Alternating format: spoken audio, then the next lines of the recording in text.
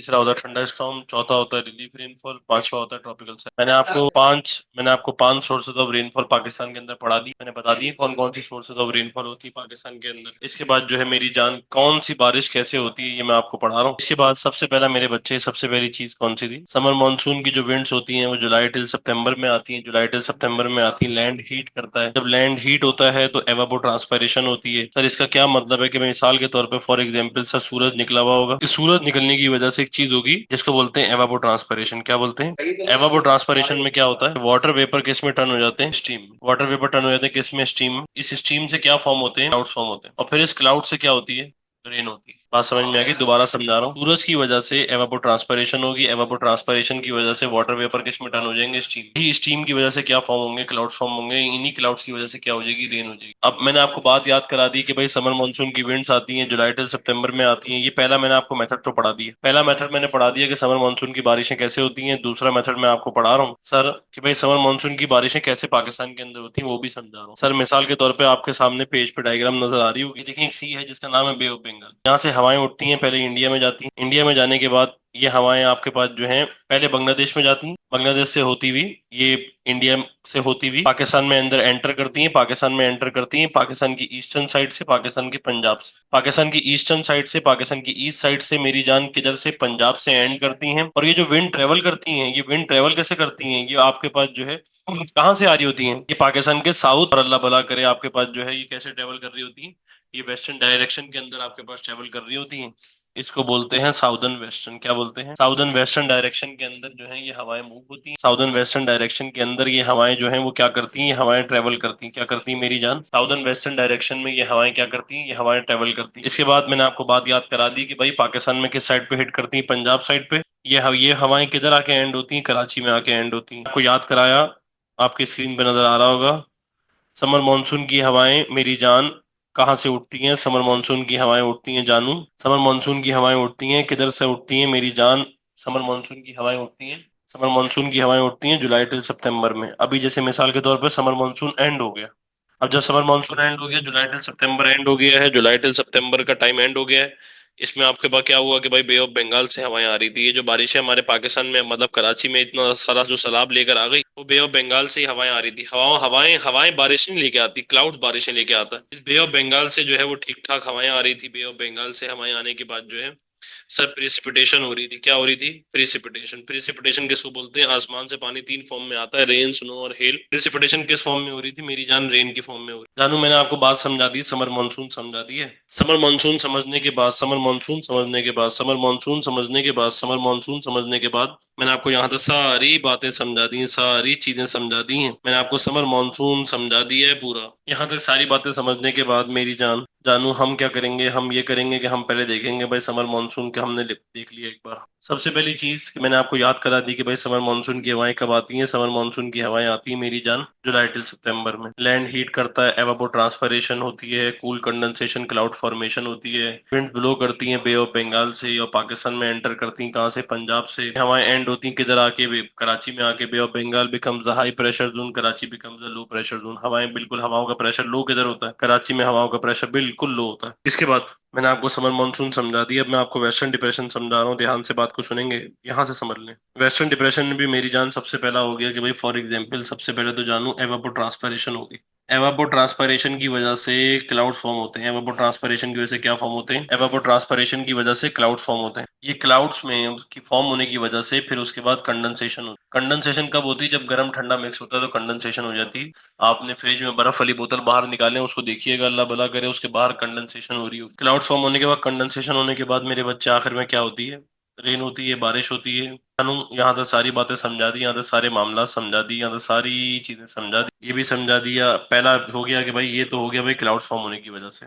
दूसरा मेरे बच्चे क्या होगा, दूसरा ये होगा जानू कि भाई विंड्स ब्लो करती हैं। विंड्स कहाँ से ब्लो करती हैं? विंड्स ब्लो करती हैं मेडिटेरियन सी से। कहाँ से ब्लो बेटा ब्लो करती हैं? मेडिटेरियन सी से। कहाँ से मेरी जान? मेडिटेरियन सी पाकिस्तान की किधर है? मेडिटेरियन सी, अल्लाह भला करे, मेडिटेरियन सी पाकिस्तान के इधर है। ये जो हवाएं ट्रेवल करती हैं ये किस डायरेक्शन में ट्रेवल करती हैं? North east. किस बेटा डायरेक्शन में? नॉर्थ ईस्ट के डायरेक्शन। और पाकिस्तान में अंदर कहाँ से एंटर करती हैं? केपीके से अंदर एंटर करती हैं। कहाँ से एंटर करती हैं? केपीके से। साउथ ईस्ट भी लिख सकते हैं, नॉर्थ ईस्ट भी लिख सकते हैं। मेडिटेरियन सी से ये हवाएं आती हैं, ये हवाओं के साथ क्लाउड्स भी आते हैं। ये हवाओं के साथ क्या आते हैं? क्लाउड्स आते हैं सर्दियों के अंदर, ये बारिशें होती हैं सर्दियों के अंदर। कौन से महीने? दिसंबर टू मार्च। कौन से महीने? December two. प्रेसिपिटेशन किस फॉर्म में होती है मेरी जान? प्रेसिपिटेशन होती है तीन फॉर्म में, एक रेन, स्नो, और उसके बाद हेल। हेल किसको बोलते हैं? ओलो को बोलते हैं। किसको बोलते हैं? ओलो को। किसको बोलते हैं मेरी जान? ओलो को बोलते हैं। जानू इससे अगली बात मेरी जान कीजिएगा। Western depression December to March, land heat करता है, वो ट्रांसपरेशन अकर होती है, कूल कंडेंसेशन क्लाउड वो फॉर्मेशन होती है, और रेन होती है। उसके बाद इसके अलावा क्या होता है कि विंड्स ब्लो करती हैं। कहाँ से ब्लो करती हैं? मेडिटेरियन सी से। दिसंबर टू मार्च में आती हैं, एक लॉन्ग डिस्टेंस कवर करती हैं ईरान और अफगानिस्तान का, पाकिस्तान में एंटर करती हैं। ये हवाएं बलूचिस्तान में भी जाती हैं, और ये हवाएं एंड होती हैं किधर आके? कराची में आके। आपने देखा भाई ये ठंडे, अभी जैसी ठंड आना शुरू होगी ना, तो ठंडी हवाएं चलना शुरू हो जाएंगी। ठंडी हवाएं जो है वो ठीक ठाक बारिशें करेंगी, ठीक ठाक मामला करेंगी। वेस्टर्न डिप्रेशन के बाद जो है, वेस्टर्न डिप्रेशन के बाद जो है, मैंने आपको दो सोर्सेज ऑफ रेनफॉल पढ़ा दी है।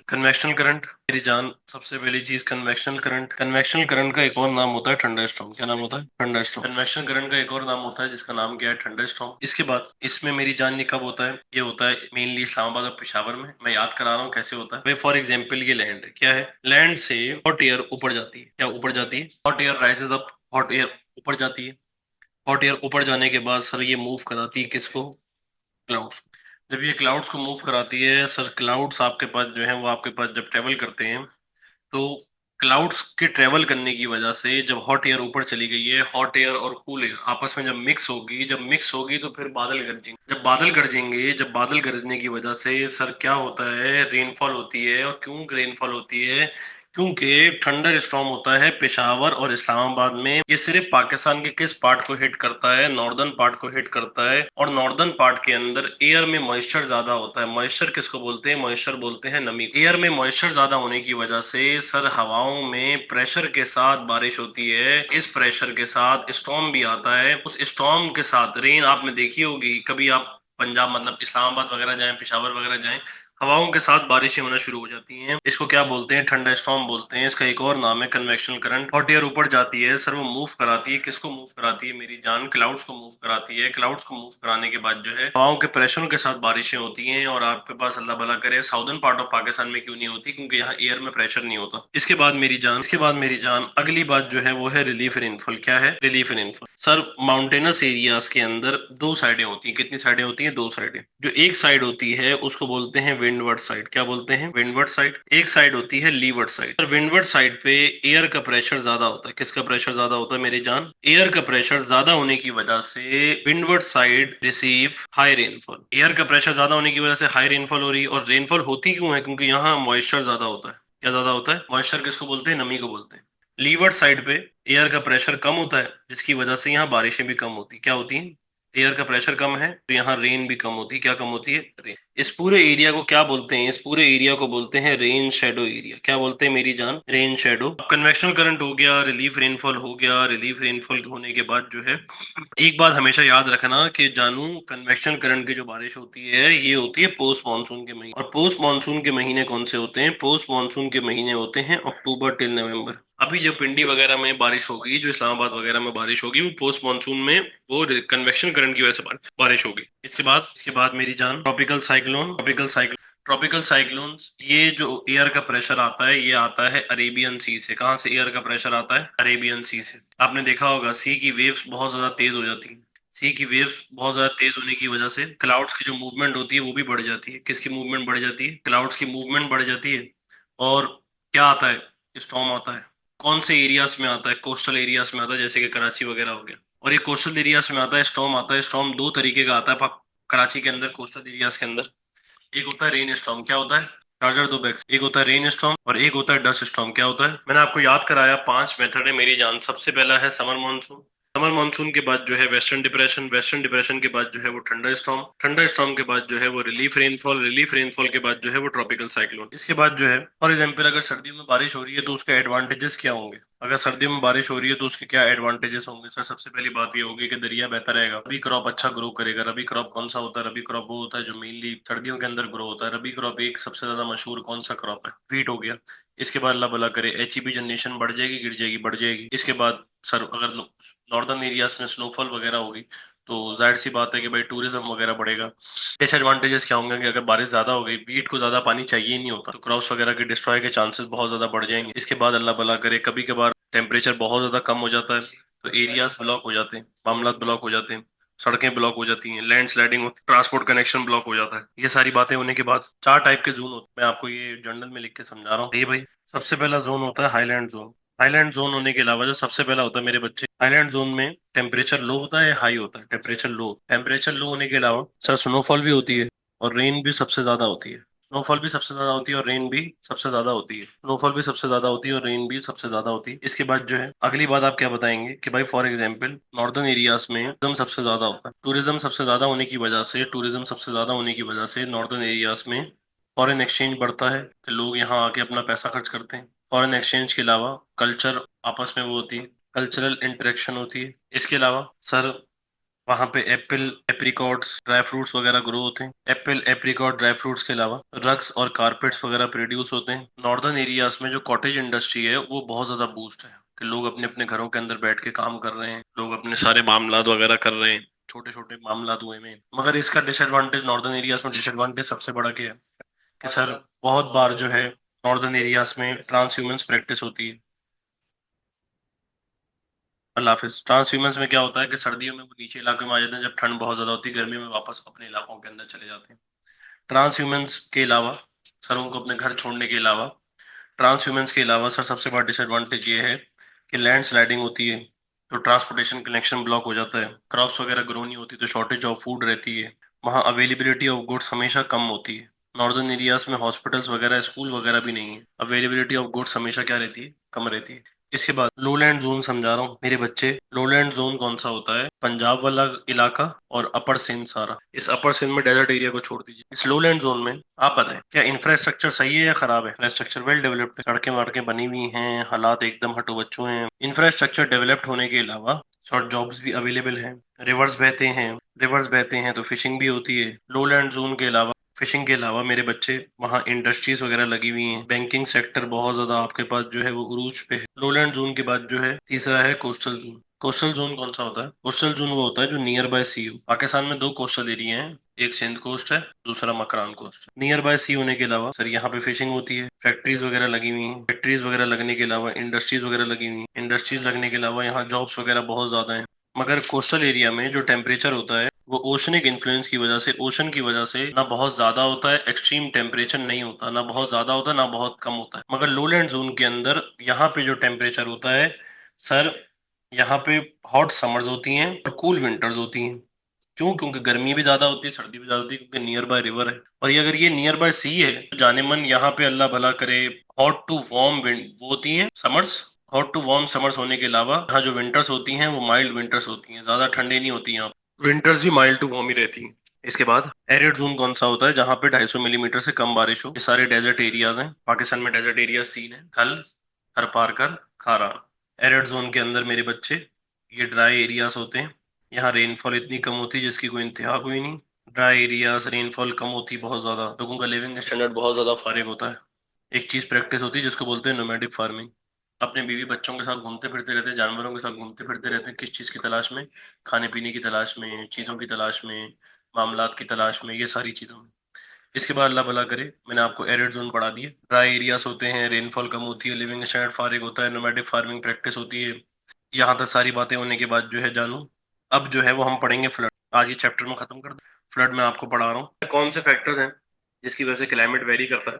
सबसे पहले तो मैं आपको पढ़ा चुका हूँ भाई, बारिशें होती हैं जिसकी वजह से टेम्परेचर गिर जाता है। लैटिट्यूडनल इफेक्ट की वजह से जो एरिया लैटिट्यूड के करीब, मतलब करीब होंगे इक्वेटर के, वहाँ टेम्परेचर ज्यादा होगा।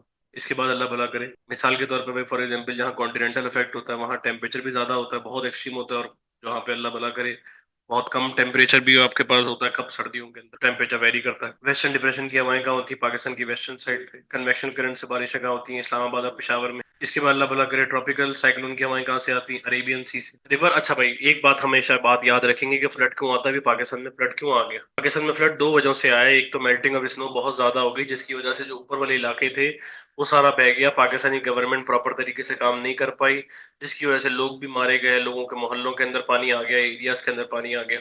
इसके अलावा एक तो हो गई मेल्टिंग ऑफ स्नो, दूसरा हो गई समर मानसून। समर मानसून पानी लेके आ जाता है बहुत ज्यादा, आपने खुद देखा बारिशें इतनी ज्यादा हुई पूरा शार फैसल डूबा हुआ था, बेइंतहा बुरा हाल हुआ हुआ था। अल्लाह माफ करे, नाउजुबिल्ला। ये आप लाइव एग्जाम्पल लिख सकते हैं कि भाई शार फैसल पूरा डूबा हुआ है, हालात पूरे इतने सत्यानाश हुए में, इतने खराब हुए में। इन हालात के सत्यानाश होने की वजह से, खराब होने की वजह से मामलात क्या हुए, अल्लाह भला करे। आपके पास जब फ्लड आए तो भाई विलेजेस बर्बाद हो गए, गांव देहात खराब हो गए, क्रॉप्स वगैरह तबाह बर्बाद हो गए, नीज तो नाबूद हो गए। क्यों? कि आपके पास दरख्त नहीं थे। आपके पास दरख्त नहीं थे, आपके पास रिवर की हाइट बहुत छोटी थी, आपके पास डैम जो अभी भी बन रहे हैं वो आपके पास दयामीर भाषा डैम बन रहा है, या मिसाल के तौर पे अल्लाह भला करे कालाबाग डैम बन रहा है, वो डैम पूरे बिल्ड नहीं हुए अभी तक, जिसकी वजह से पानी जो है वो शहरों की तरफ आ गया। आपने खुद देखा जो पार्क व्यू सोसाइटी थी लाहौर के अंदर, जब अल्लाह भला करे दरिया रावी ने अपना बुलंद तरीन मामला लेना शुरू किया, तो जाहिर सी बात है वो पानी कहीं ना कहीं तो जाना था। जब पानी का लेवल बढ़ रहा है तो जाहिर सी बात है वो किधर आ गया, वो सोसाइटी के अंदर आ गया। वो सोसाइटी के अंदर आ गया तो लोगों की गाड़ियां डूब गई, लोगों की गाड़ियां डूबने के अलावा इंसान डूब गए। आज मैं देख रहा था वो गाय को बेचारी को रेस्क्यू कर रहे हैं, तो भाई जानवर मर गए, क्रॉप्स वगैरह नीस तो नाबूद हो गए, तबाह बर्बाद हो गए। सर अल्लाह भला करे बिजली के पोल गिर गए, वाईफाई सिस्टम बंद हो गया, नेटवर्किंग पूरी बेड़ा गर्क हो गई, सत्यानाश हो गई। इसके बाद अल्लाह भला करे सर इंसानों की जिंदगी खतरे के अंदर पड़ गई, बेड़ा गर्क हो गया। अब सर इतने डिसएडवांटेज हो जिसकी कोई इंतहा कोई नहीं। इसके अलावा वाटर लॉगिंग भी बढ़ जाएगी, सैलिनिटी भी होगी आगे जाके फ्यूचर के अंदर जाके, क्योंकि वाटर लॉगिंग क्यों होगी? क्योंकि फ्लड खड़ा हुआ है, तो ये जमीन के अंदर पानी जाता चला जा रहा है, जाता चला जा रहा है, जाता चला जा रहा है, तो वाटर लॉगिंग भी होगी, ग्राउंड वाटर का टेबल बढ़ेगा, ग्राउंड वाटर का टेबल बढ़ेगा तो वाटर लॉगिंग होगी, वाटर लॉगिंग होने के बाद सैलिनिटी लैंड पे सॉल्ट के पैचेस आ जाते हैं। क्या करना चाहिए कि भाई फ्लड वगैरह ना आए? क्या करना चाहिए? पहले तो हमें अपने पढ़ लिए अल्लाह भला करे डिसएडवांटेज। अब एडवांटेज क्या होते हैं कि भाई जो लैंड के न्यूट्रिएंट्स होते हैं ना वो वापस आ जाते हैं। मिसाल के तौर पे एक लैंड जो था वो बर्बाद नीस तो नाबूद था, वो लैंड दोबारा से ठीक हो जाता है। दूसरा, आपके डैम बैरेजेस फुल हो गए, आप आगे फ्यूचर जनरेशन में पानी यूज कर सकते हो, वो सस्टेनेबल मॉडल की तरफ चला गया। तीसरा, कुछ ऐसे क्रॉप्स होते हैं जिनको पानी ज्यादा चाहिए होता है, जैसे कि राइस, उसके लिए फायदेमंद था, मगर इस बार तो अन्यवाही हो गई थी ना, कुछ ज्यादा ही हो गई। इसके बाद अल्लाह भला करे, आप अगली बात क्या बताएंगे कि भाई अल्लाह भला करे बेड़ा गर्क। आपके पास जो मैंने आपको डिसएडवांटेज समझा दिए, एडवांटेजेस भी समझा दिए। इसके बाद फिश प्रोडक्शन भी बढ़ जाएगी, और मेनली आपके पास अगर आप फ्लैटों वगैरह के अंदर रहते हो, बारिश अगर नहीं हो तो ग्राउंड वाटर आना बंद हो जाता है। तो अगर आप मिसाल के तौर पर बारिश होगी तो ग्राउंड वाटर बढ़ना शुरू, लेवल उसका बढ़ जाएगा दोबारा से, क्योंकि जाहिर सी बात है वाटर लॉगिंग किसको बोलते हैं? ग्राउंड वाटर के टेबल के बढ़ने को। ये शहरों के लिए तो अच्छा है, मगर ये गांव देहातों के लिए अच्छा नहीं है। गांव देहातों के अंदर वाटर टेबल बढ़ेगा तो वो लैंड पे सॉल्ट के पैचेस आने के चांसेस बढ़ जाएंगे। इसके बाद ये तो बेनिफिट्स हो गए, मैंने आपको डिसएडवांटेजेस पढ़ा दिए कि क्रॉप्स वगैरह नीज तो नाबूद हो जाते हैं, तबाह बर्बाद हो जाते हैं, सत्यानाश हो जाता है, बर्बादी हो जाती है, बेड़ा गर्क हो जाता है।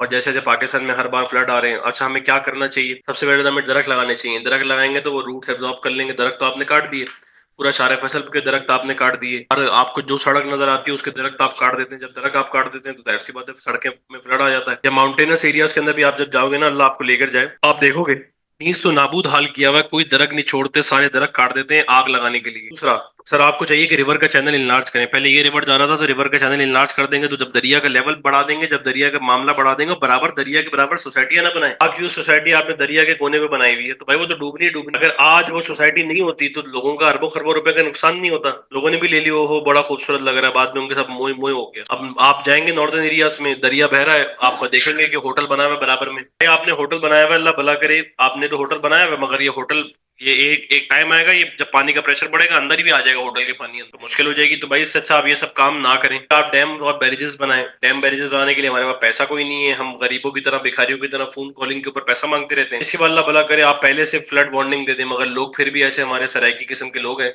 वो फ्लड आ रहा होता है तो उसको देखने चले जाते हैं कि चलो देख के आते हैं फ्लड आया कैसे है। ये हमारी आवाम का हाल है। आप यकीन करेंगे लाहौर के अंदर जब फ्लड आया तो लोग वहां पे आइस लॉलियां बिक रही थी, वहां आइसक्रीम बिक रही थी, वहां पे भुट्टे बिक रहे थे, लोग देख रहे थे कि फ्लड कैसे आया हुआ है। ये हमारी आवाम का हाल है। उसके बाद अल्लाह भला करे अब अच्छा, ये अब जो फ्लड अपने साथ बीमारियां भी तो लेकर आता है, पानी एक साथ खड़ा हुआ है तो वो तो कीचड़ बन जाएगा, कीचड़ बन जाएगा तो डेंगू मलेरिया। इसके बाद अल्लाह भला करे मैंने आपको फ्लड के एडवांटेजेस डिसएडवांटेजेस पढ़ा दी, मैंने आपको फ्लड्स के रीजन पढ़ा दिए। फ्लड के रीजन बढ़ाने के बाद जो है मैं आपको ड्रॉट पढ़ा रहा हूँ। सर मेरी जान, ड्रॉट किसको बोलते हैं? ड्रॉट बोलते हैं वाटर शॉर्टेज को। बस पेपर में बच्चों ने लिखा हुआ था drought is an area where is a water shortage, इस पे नंबर नहीं मिला उसको। Drought is a water shortage, it can be due to lack of rainfall और ड्यू टू हाई टेम्परेचर की वजह से हो सकती है, किसी भी मामले की वजह से हो सकती है। ड्रॉट क्या क्या लेकर आता है अपने साथ? फेमाइन लेकर आता है, खाने पीने की किल्लत कर देता है, डिजीज ले आता है, थर्ड डेथ होती है, जाहिर सी बात है खाना पीना नहीं होगा, लोग मरेंगे, लोग जान से जाएंगे। आज बलूचिस्तान में लोग मरते हैं, बेड़ा गर्क होता है, सत्यानाश होता है। ये ड्रॉट आपके पास वाटर शॉर्टेज होने के अलावा चार टाइप्स के ड्रॉट होते हैं। परमानेंट ड्रॉट होता है कि मिसाल के तौर पे फॉर एग्जांपल वहां पानी आता ही नहीं, जैसे कि डेजर्ट एरियाज हो गए, वहां पानी आ ही नहीं रहा। इसके बाद अल्लाह भला करे परमानेंट ड्रॉट, मेरे बच्चे पानी वानी आंदा ही नहीं है, और अल्लाह भला करे वाटर शॉर्टेज बहुत ज्यादा होती है। अल्लाह भला करे पानी की वाटर शॉर्टेज बहुत ज्यादा होती है। पानी की वाटर शॉर्टेज बहुत ज्यादा होने की वजह से अल्लाह भला करे हालात जो है वो क्या रहते हैं, हालात बहुत ज्यादा खराब रहते हैं। इसके बाद अल्लाह भला करे परमानेंट ड्रॉट के बाद जो है मेरी जान, एक मिनट, परमानेंट ड्रॉट के बाद जो है जानू, परमानेंट ड्रॉट के बाद जो है मेरी जान, दूसरा है सीजनल ड्रॉट। तो सीजनल ड्रॉट क्या होता है? सीजनल ड्रॉट होता है मेरे बच्चे मेरी जान कि भाई फॉर एग्जाम्पल 6 महीने पानी आ रहा है, 6 महीने पानी नहीं आ रहा। इसके बाद इनविजिबल ड्रॉट क्या होता है? इनविजिबल ड्रॉट ये होता है कि मिसाल के तौर पे आपने एक क्रॉप को पानी देना था, फॉर एग्जाम्पल कितना, आपने एक क्रॉप को पानी देना था कि भाई फॉर एग्जाम्पल आपने क्रॉप को पानी देना था 4000 मिलीमीटर, आपने क्रॉप को पानी दिया 2500 मिलीमीटर, 1500 मिलीमीटर की शॉर्टेज हो गई। ये अच्छी एग्जाम्पल में क्या है? तो अब मिसाल के तौर पे ये इनविजिबल ड्रॉट हो गया। सर अनप्रिडिक्टेबल ड्रॉट क्या होता है कि भाई आज आपने सोचा था कि आज बारिश होगी और बारिश नहीं हुई। अब जब बारिश नहीं हुई तो अल्लाह भला करे ड्रॉट की कंडीशंस तो हुई, वाटर शॉर्टेज तो क्रिएट हुई, वाटर शॉर्टेज क्रिएट हुई तो सर हालात खराब हो गए। चार टाइप के ड्रॉट पढ़ा है, permanent drought, seasonal drought, invisible drought और अनप्रिडिक्टेबल ड्रॉट। चार टाइप के ड्रॉट पढ़ा है, दोबारा पढ़ा रहा हूँ। ड्रॉट बोलते हैं वाटर शॉर्टेज को, इसकी वजह से फेमाइन होती है, डेथ होती है, डिजीजेस होते हैं, बीमारियां फैलती हैं, बेड़गर्क होता है, लोग मरते हैं, लोग अपनी जान से जाते हैं। चार टाइप के ड्रॉट पढ़ा है। अगली क्लास में हम क्लाइमेट के पास पेपर करेंगे, permanent drought, seasonal drought, invisible drought, unpredictable drought. Abdul Wahab sahab आप भी याद रखिएगा कि हम चार टाइप के, अल्लाह भला करे हम लोग ये पास पेपर करेंगे। मैं बात करता हूँ 2 मिनट, अल्लाह भला करे हम लोग पास पेपर कभी करेंगे अगली क्लास के अंदर। ख्याल रखिएगा, मैंने आपको क्लाइमेट चैप्टर पूरा पढ़ा दिया है, इसमें से जो चीज समझ में ना आए मुझे मैसेज कर लीजिएगा पर्सनल पे। अल्लाह हाफिज, टेक केयर ऑफ योरसेल्फ, टीटीवाईएल। पांच ये सोर्सेज ऑफ रेनफॉल होती हैं, ये लिख लो अपने पास। सबसे पहला होता है समर मानसून, दूसरा होता है वेस्टर्न डिप्रेशन,